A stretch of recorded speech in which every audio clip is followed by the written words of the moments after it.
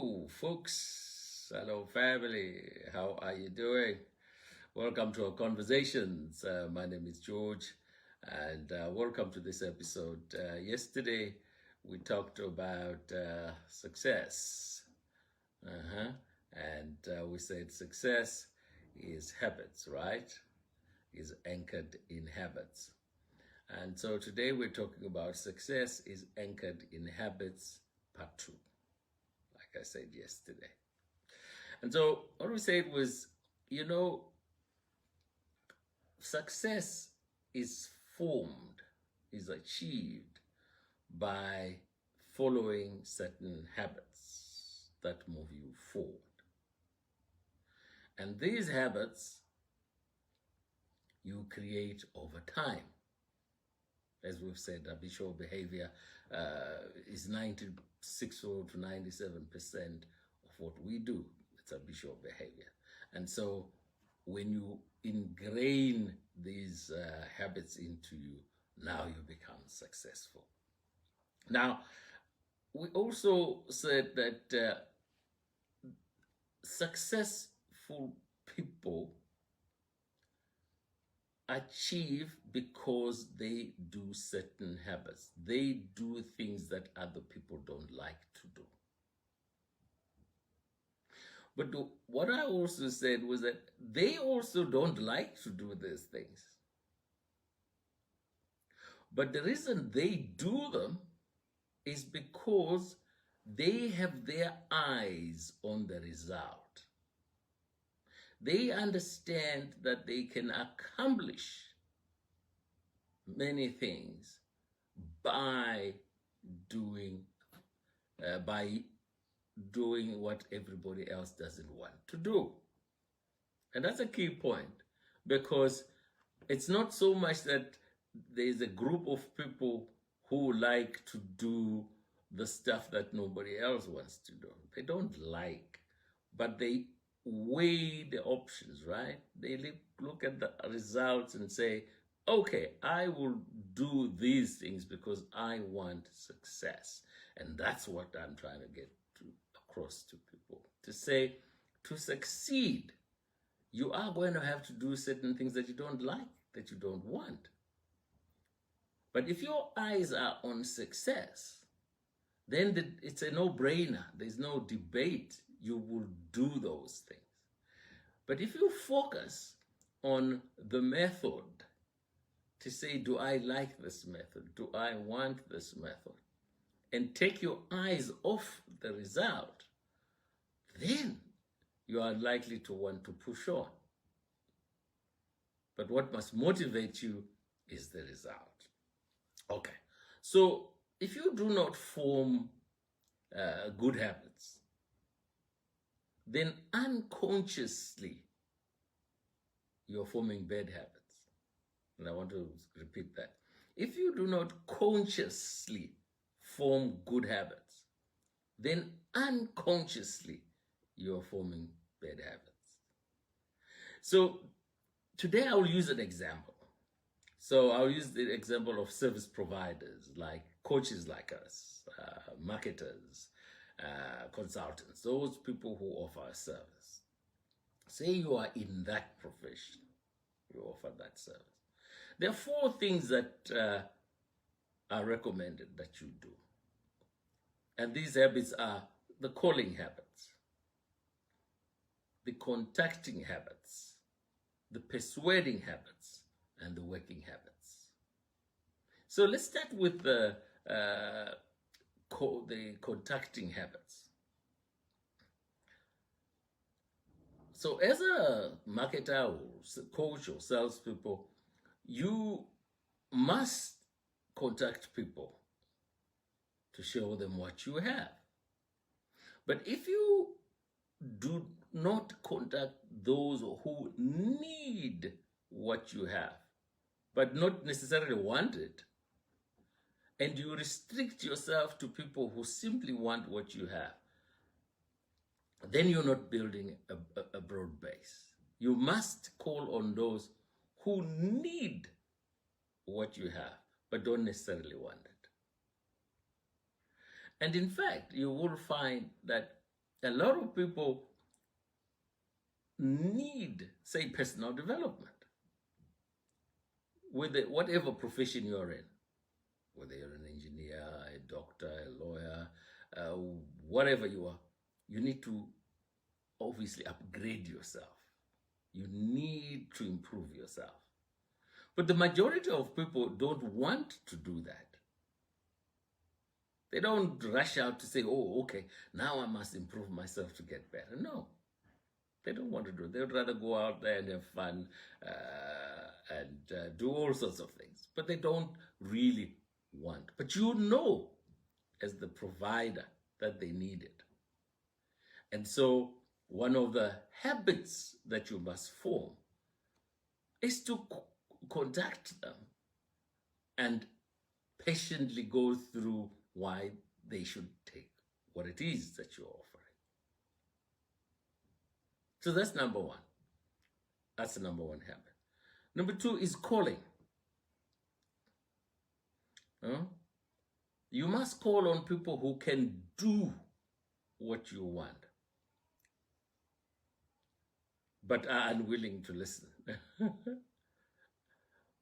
Don't just call on those who are willing to listen to you, but are unable to do what you want. Call on a guy who you know he can do it, but he's unwilling to listen. Oh, I'm too busy. Oh, I'm doing this. And he tests your patience, and yeah, it gets you to a point where you really say, oh, man, is this worth it? But you must talk to that person if you're going to be successful. Because as you succeed in the two examples that I've given, the two habits that I've given you, as you succeed, they succeed. And that's the important point. I'll talk about that a little bit. Okay. And so then we have persuading habits, where you must actually go and persuade people to do what it is that you want them to do, and that you know it's good for them. But people are people. Remember yesterday we talked about parents. I kicked off and said your role as a parent. Because you see, your children will not want to do a lot of the things that you say they should do. But you know it's good for them. You know it's good for them. So you have an obligation to go out there and persuade them to do it, however way you persuade them. So it's the same thing, that you must persuade those people who you know will benefit from this. And so if you develop those as habits, and I know people will say, oh, no, man, I've got no time for that, I don't want to do that. Well, then, yes, you can talk to those who want just to listen to you. But for us to have impact as coaches or as marketers, salespeople, is we are helping people. So the guy who doesn't think he needs it eventually realizes that he needs it and actually goes out there and works and becomes better. Wow. Because your role is to help people get better. And if you're clear in your mind that that is the role, then all these things I'm talking about, contacting people, calling on people, persuading people, they come easy. Why? Because you understand that your role is to help people get better, even though sometimes they don't even know it themselves. So always remember that. So if you're going to be successful, and it doesn't matter what service you provide or what product, as long as you're providing something that helps people, that's the key. And then the fourth one is working habits. You must develop working habits. So if you're going to be contacting people, if you're going to be persuading people, if you're going to be serving people, then you must be prepared to work, to develop habits of improving yourself, working hard, training. All those things must come as part of the package. You can't go and call on people, persuade people, convince people to do it, and that you're not prepared to work. You must give it your all, 100%. And when you do that, not only are you helping them, people, you also help yourself to grow. You become a better person, etc. But you are impacting the world. And that's our role, isn't it? You're helping people progress, become better. I like that one. And the last one for me, and which probably is one of the biggest factors around why people don't succeed, and it is getting out of your own way. I like to use the word getting out of your own way. Because if you call on somebody, you contact somebody, you know they need this to get better, and they say, "Nah, I don't want to know," like just, and you might get to a point where you say, well, I don't want to carry on bothering with this. So if you remember that thing about parent and child, you don't get to a point where you say, yeah, I'm just going to let him, and he will see it for himself in life, because you know that the child needs it. So what do? You get back again, isn't it? You find ways of trying to get in to ensure that the child eventually does what you're saying they should do, because you know it's good for them. But in the process, you're getting out of your way. You're not letting your emotions, your views, your pride, all those things, you're not letting them get in the way. Because if pride comes in, oh, well, I don't want to do it. But then you know you have somebody who needs help, hasn't gotten it. And so success also requires you to be at a place where you say, I will do it irrespective of how I feel.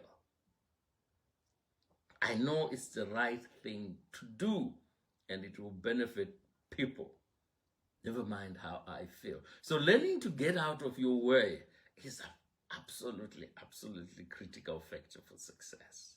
And all too often when you talk to people, particularly the younger people, pride gets in the way, and I don't want to do it. And so, but to be a success in life, whatever field you are in, learn to ensure that you get out of your way. It's not about you. It's about helping the other person get better, develop. And the more people you can impact, the more people you can touch, the better, isn't it? I like talking about that. As you can hear, it's a favorite subject of mine. Hey, listen, connect with us. Let us know what message got home here, and what the aha moment was for you, and how you're going to respond to this. Connect with us, let me know, and we'll be back again tomorrow with what will be the last one for the week, because obviously everybody's mind is on Christmas. I just went out this morning to buy a few things, and you can see that the mood there is, why don't we just shut everything? Let me go home and sleep. And I was busy trying to encourage people working in the shops to say, hey, listen, just put on a smile, ensure that everyone is happy. You are also happy as a result of that. So, all right, folks, take good care. We're talking tomorrow. And as I said, that will be the last one. Be good, take good care of yourselves. Bye-bye.